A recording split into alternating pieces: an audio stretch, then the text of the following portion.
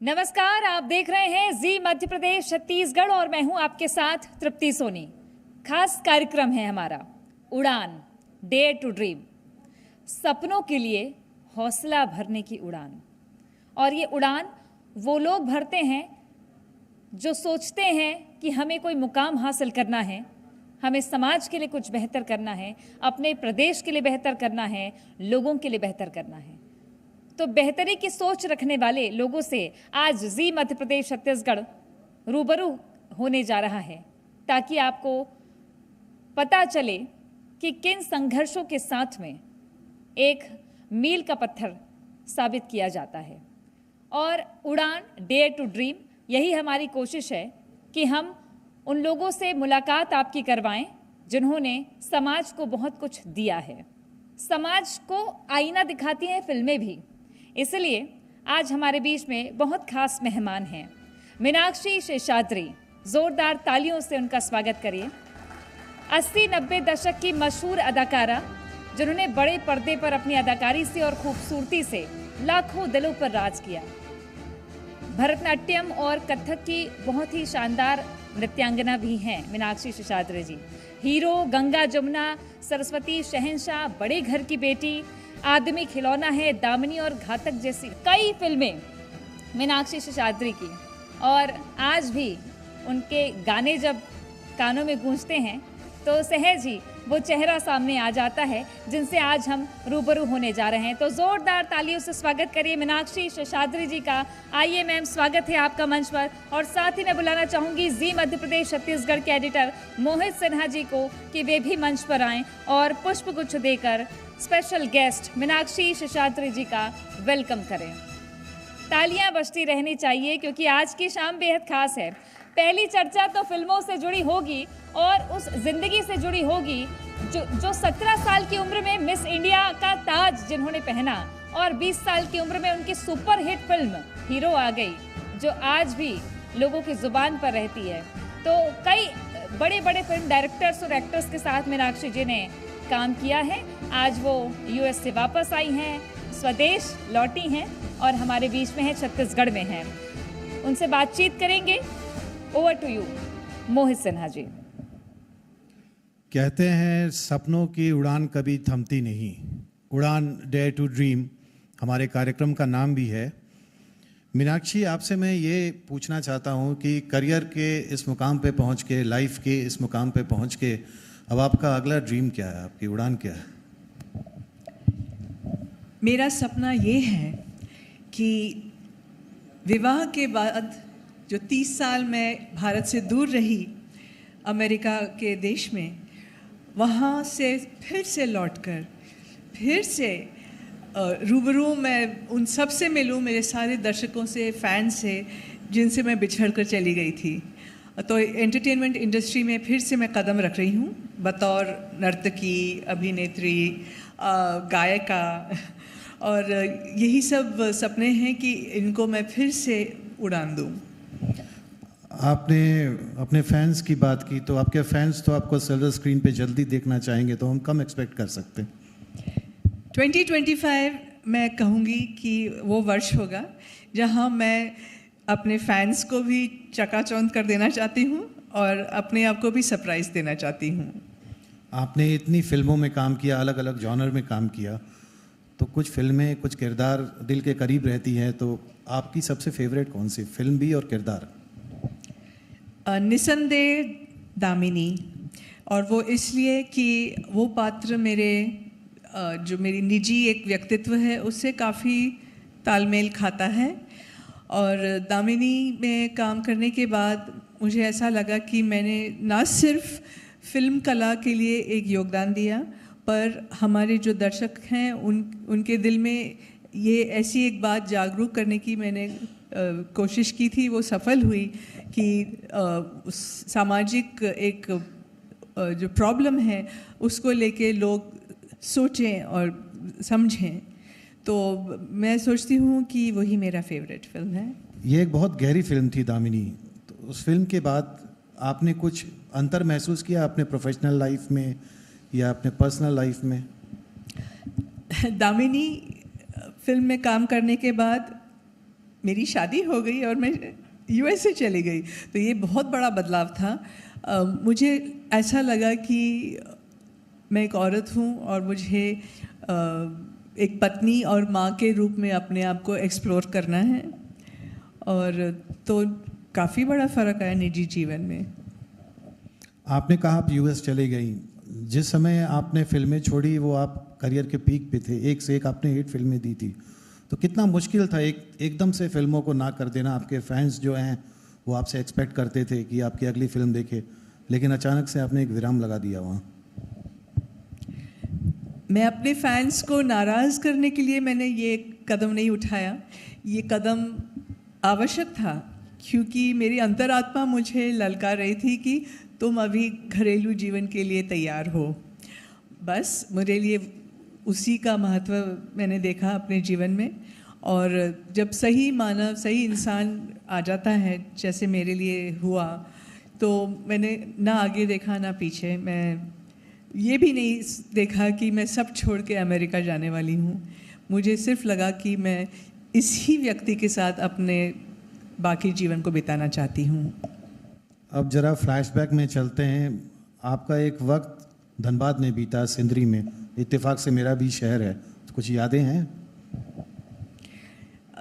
धनबाद के क्या यादें। मैं सिंदरी नाम के एक छोटे शहर में पैदा हुई, और 7 साल मेरे पहले जो सबसे फॉर्मेटिव ईयर्स जो कहते हैं किसी भी बच्चे के लिए होते हैं, तो सिंदरी से मैंने इतने कुछ अच्छे अच्छे बातें लिए अपने जीवन में।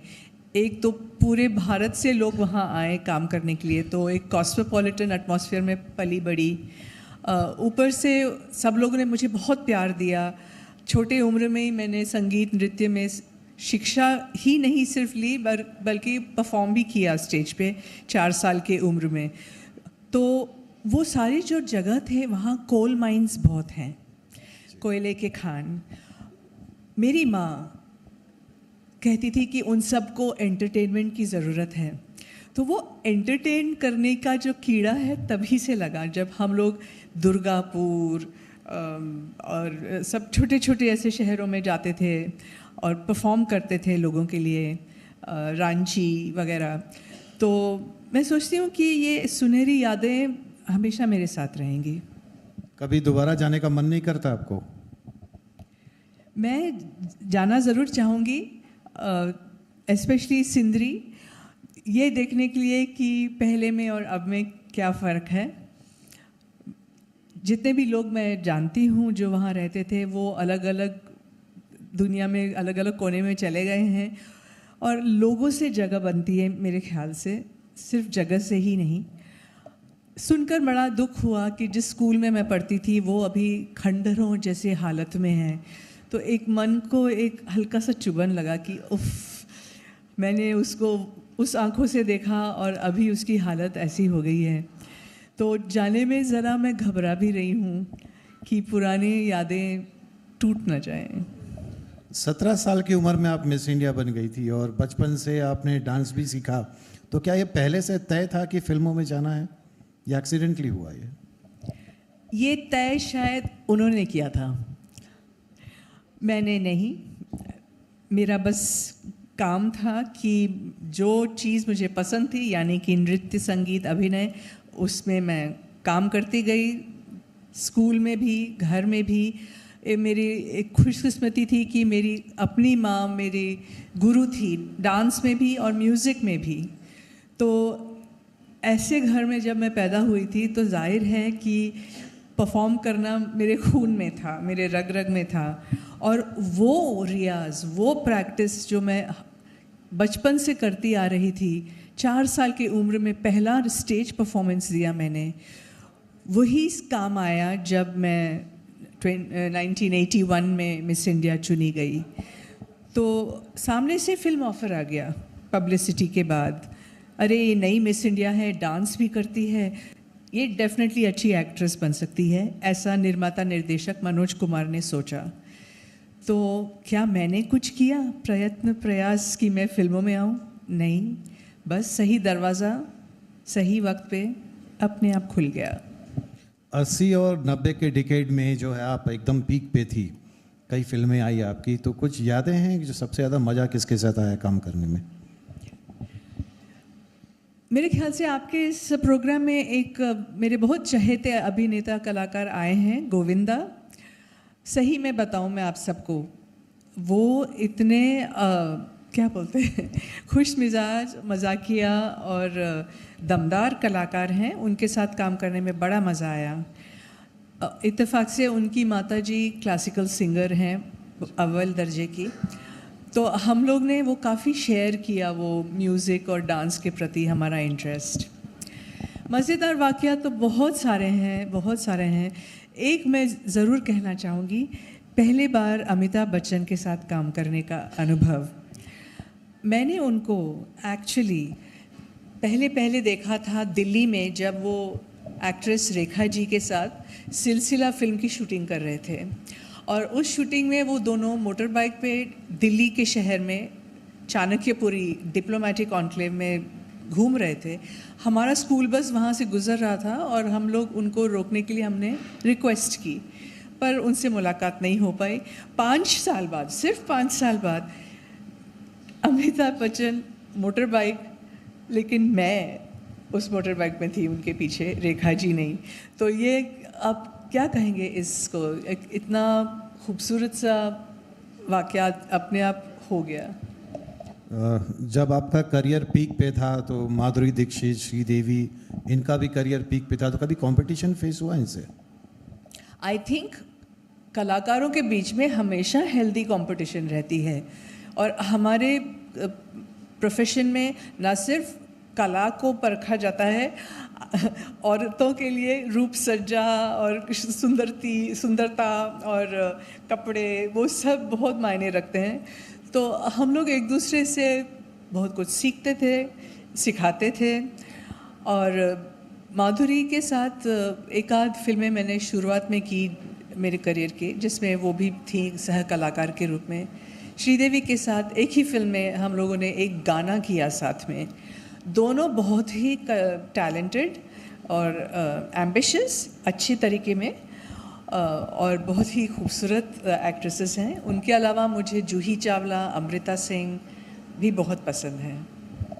आपने सुभाष घई के साथ कई फिल्में की, लेकिन इधर कुछ खबर आ रही थी कि कुछ मनमुटाव है, क्या सच है ये? हाँ, मैंने अपना दिल खोल के एक इंटरव्यू में कह दिया कि हीरो और मेरी जंग जैसे सफल फिल्मों में सुभाष घई के निर्देशन के अंडर काम करने के बाद जब मनमुटाव हुआ और फिर उन्होंने मेरे साथ काम करना छोड़ दिया, तो तकलीफ़ हुई। लेकिन मैंने ये बात सीखा कि डिप्लोमेसी जो है, प्यार से बात को समझना और समझाना हमारे प्रोफेशन में बहुत मायने रखती है। आपने हीरो का नाम लिया और दामिनी का भी। ये दोनों फिल्में अलग अलग जॉनर की थी, दोनों बेहद खूबसूरत फिल्में थी, लेकिन आपको किस तरह की फिल्में पसंद थी? मेरी फेवरेट फिल्म अंग्रेज़ी पिक्चर है, ऑड्री हेपबर्न एक्ट्रेस की पहली प्रस्तुति, रोमन हॉलिडे। तो उसकी कहानी के अनुसार मेरा जो जॉनर मुझे पसंद है वो है light romantic comedies. Damini film में इतना ड्रामा, इंटेंसिटी था और बहुत कठोर बातें थीं। मैं सच बताऊं, जब फिल्म तैयार हो गई और उसका प्रीव्यू शो रखा गया ऑडियंस के सामने दिखाने से पहले, मैं पूरी फिल्म देख नहीं पा रही थी। मुझे बहुत लग रहा था वो कहानी और उस निर्देशक राजकुमार संतोषी जी का जो काम था इतना बढ़िया था कि वो फिल्म नहीं लगती थी, हकीकत और असलियत लगती थी। तो आज की तारीख में जो मैं फिल्में करना चाह रही हूँ, मेरे ख्याल से दोनों जॉनर देखूंगी मैं, कॉमेडी भी और ड्रामा भी। एक दौर आया था जब नेगेटिव रोल सारे बड़े एक्टर्स करते थे, आपको कभी मन नहीं किया कि किसी नेगेटिव रोल में आए? किसी ने मुझे सलाह दी, ये मशवरा दिया कि इस दोबारा जो तुमने ये सेकंड इनिंग्स के लिए जब वापस आई हो इंडिया, तो ऑडियंस को ज़रा शॉक कर दो, नेगेटिव रोल करो, वैम्प विलन उस टाइप का रोल करो। कई बार उन रोल्स में ज़्यादा क्या बोलते हैं, ठोस आधार होता है परफॉर्मेंस के लिए। एक एग्जाम्पल, उदाहरण फटाफट दूँ, अमरीश पुरी, जिन्होंने कैरेक्टर रोल्स इतने सारे किए, विलन रोल्स सारे किए, उनका जो एक दर्जा है एज एन अभिनेता वो कमाल का है और मैं वो हासिल करना चाहती हूँ। इनफैक्ट मैं अभी मैनिफेस्ट कर दूँ, मैं वो हासिल कर रही हूँ। जो तब की फिल्में थी 80s एंड 90s की, उसमें डांस का एक बहुत इम्पोर्टेंट रोल होता था, गाने होते थे, डांस होता था, और आज फिल्में बदल गई है काफ़ी हद तक। तो क्या बदलाव देखती है पहले में और अब में? आज की फिल्मों में मुझे लग रहा है कि एंटरटेनमेंट और ग्लैमर एक तरह से उसको बहुत ज़्यादा महत्व दिया जा रहा है, और दूसरी तरह से स्क्रिप्ट्स और ओरिजिनल स्टोरीज़ की अभाव है। एक अगर फिल्म सुपर हिट हो गई, उसी कहानी को तोड़ मरोड़ के कुछ 1 दर्जन और फिल्में आ जाएंगी। आजकल साउथ की फिल्में बहुत कमाल की बन रही हैं, लोग पसंद कर रहे हैं, वो सक्सेसफुल भी ज़्यादा हो रही हैं, तो उनकी भी कॉपी की जा रही है। एक और बात नई है कि पैन इंडिया कॉन्सेप्ट, कि आर्टिस्ट इंडिया के कोने कोने से कास्ट करके एक फिल्म में एकत्रित किए जाएंगे। तो this is a very interesting concept जो पहले नहीं हुआ करता था। जो ये वेब सीरीज़ आ रही है, अभी वेब सीरीज़ का दौर है OTT प्लेटफॉर्म का, और एक क्लासिक सिनेमा का, तो इनमें कोई अंतर देखती हैं आप? कभी कभी देखती हूँ। अगर कोई फिल्म किसी ने बहुत उसकी प्रशंसा की तो मैं I want to see the film. मुझे एक्चुअली, मैं इस प्रोफेशन की हूँ लेकिन मैं खुद ज़्यादा फिल्में देखती नहीं हूँ, सिर्फ वही देखती हूँ जिनसे मैं कुछ सीख सकूँ। तो आज के जनरेशन की बात करें तो आज सबसे अच्छा एक्टर आपको कौन लगता है आज की एज सबसे में? अच्छा एक्टर, इस तरह का कैटेगराइजेशन तो करना नामुमकिन है कि एक अभिनेता सबसे बेहतर होगा। I don't think you can do that. 3-4 अभिनेता हैं जो मुझे बहुत पसंद हैं। मुझे रणवीर सिंह और रणबीर कपूर दोनों पसंद हैं, और एक्ट्रेसेस में मुझे आलिया, कंगना, कियारा आदि बहुत पसंद हैं। साउथ के एक्ट्रेसेस लेकिन मुझे लगता है कि इनसे बेटर हैं। शायद मैं इसलिए कह रही हूँ क्योंकि मैं भी साउथ की हूँ। और अगर आपको कोई चॉइस मिले किसी फिल्म डायरेक्टर के साथ काम करने का, तो किन के साथ काम करना चाहेंगे? इम्तियाज़ अली खान, मैं उनसे हाल ही में मिली और मैंने उनको अपना गाना भी सुनाया, तो उन छठ से उन्होंने कहा कि मैं तुम्हारे लिए ऐसा कुछ सोचूंगा जिसमें तुम्हारा ना सिर्फ अभिनय का पूरा मैं प्रयोग कर सकता हूँ, पर मैं तुम्हें एक गायिका के रूप में भी पेश करना चाहता हूँ। वो बात को होके कुछ महीने हो गए, तो उनसे फिर से बात करनी होगी। क्या कभी अपनी बायोपिक बनना देखना चाहेंगे आप? बायोपिक मेरी शायद इंटरेस्टिंग इसलिए होगी कि यहाँ से अमेरिका जाना, वहाँ के जीवन में अपने आप को ढाल लेना और फिर दोबारा यहाँ आना अपने परिवार के पूरे प्रोत्साहन और एनकरेजमेंट के साथ, मुझे लगता है ये बात एक नई बात है। इससे शायद लोगों को कुछ सीख मिलेगी। तो बस उसके लिए, इसलिए नहीं कि मैं अपने आप को बड़ा चढ़ा के दिखाना चाहती हूँ।